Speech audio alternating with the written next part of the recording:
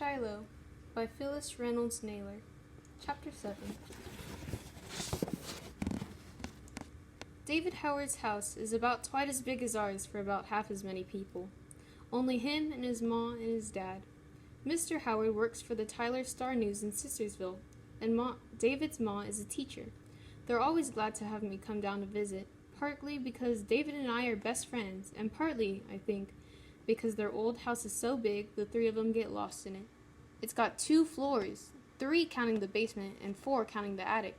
Has 4 bedrooms upstairs. 1 for David, 1 for his folks, 1 just for company, and 1 for his father's books with a computer in it. Downstairs there's a big kitchen, a dining room with a fancy light hanging over the table, a parlor, and a side room with lots of windows just for plants, plus a porch that runs along 3 sides of the house. I told Ma once the Howards had a room just for company, a room just for books, and a room just for plants, and she said that was 3 rooms too many.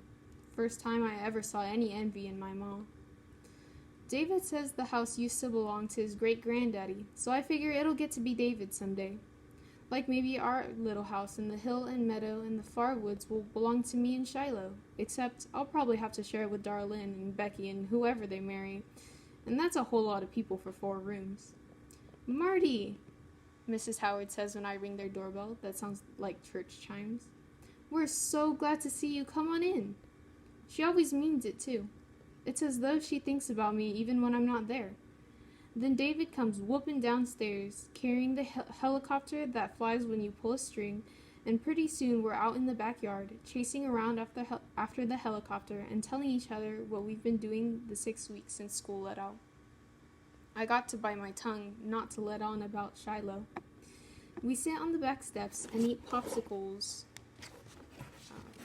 his mom makes out of pineapple juice.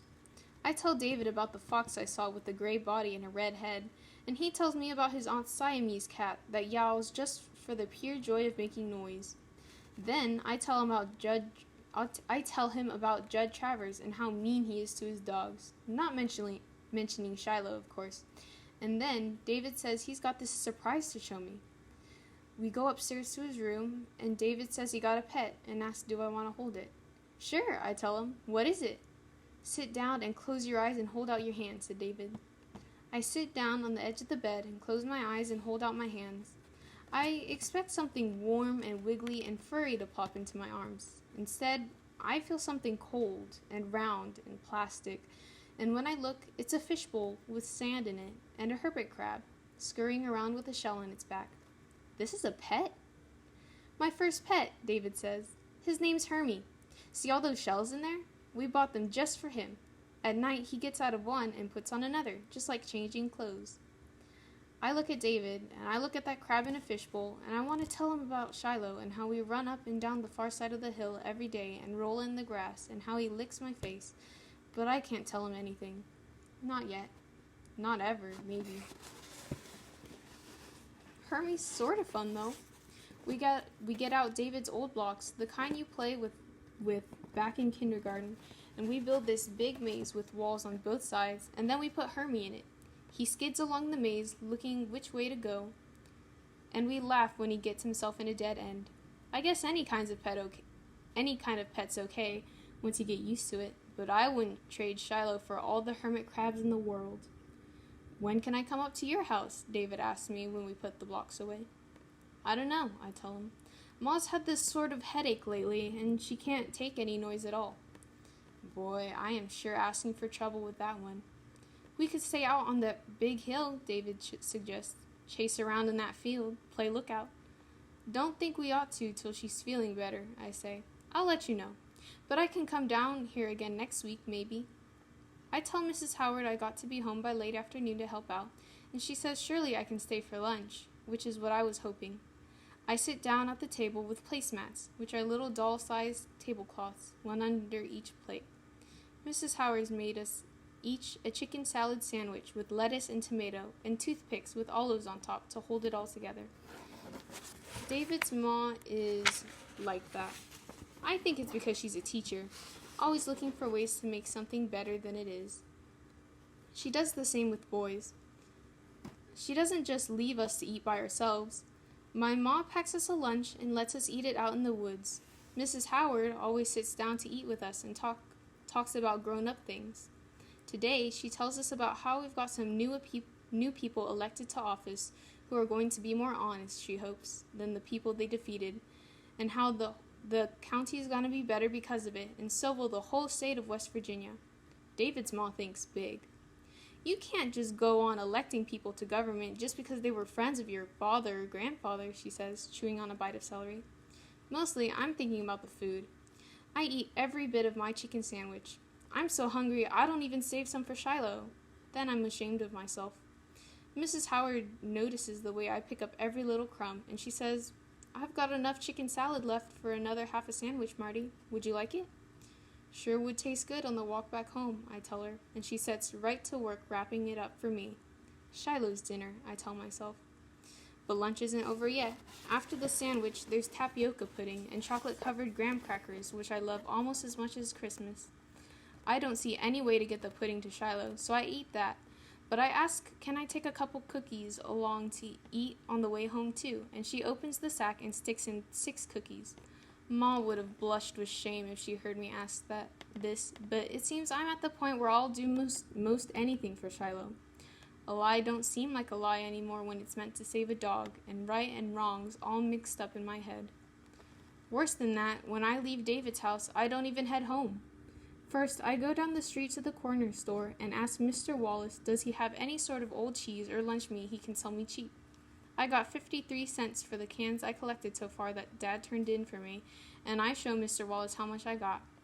Well, Marty, let me see what I can find back here, he says, leading me into the little room behind the counter. He's sort of talking without looking at me, the way folks do when they don't want to embarrass you. I got some stuff here that's not exactly spoiled, but it's too old to sell. Wouldn't want your family getting sick on it, though. I blushed then, 'cause my dad would die of embarrassment if he knew what Mr. Wallace is thinking, that I'm buying this food for our family, for our supper. But there's no way in the world I can let on about Shiloh. I give him all the change I got, and he lets me have a big hunk of cheese, moldy on one side, a carton of sour cream, and half a package of frankfurters that somebody opened and bought 5 of. I'm happy as a flea on a dog. Somehow, I know without telling that Mr. Wallace isn't going to go telling folks about it because people around here tend to keep quiet out of someone else's business. Next problem I got to solve, though, is how to keep all this stuff from spoiling in the July heat. Can't keep it in our refrigerator or Ma would notice right off. When I get home, Ma's ironing and watching TV, and Darlene and Becky's out on the front swing with paper dolls spread out all over the place. So I fish around out in the shed till I find me an old high-C can. I sneak off up the hill with the can and all the food I got with me. Then, with Shiloh watching, I put a rock in the bottom of the can to hold it down, set it in the cool stream, surround it with rocks, and put the container of cream cheese, the frankfurters, and the cheese and cookies in there. Put the plastic lid on and set a large rock on top to keep the raccoons out. I'm so proud of myself I'd like to crow. Hungry again, too, but that half chicken salad sandwich from Mrs. Howard's is Shiloh's dinner, and I give it to him right off.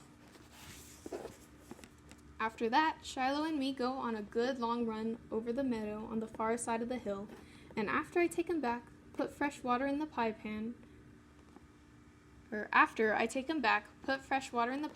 and love him good, I start down the hill.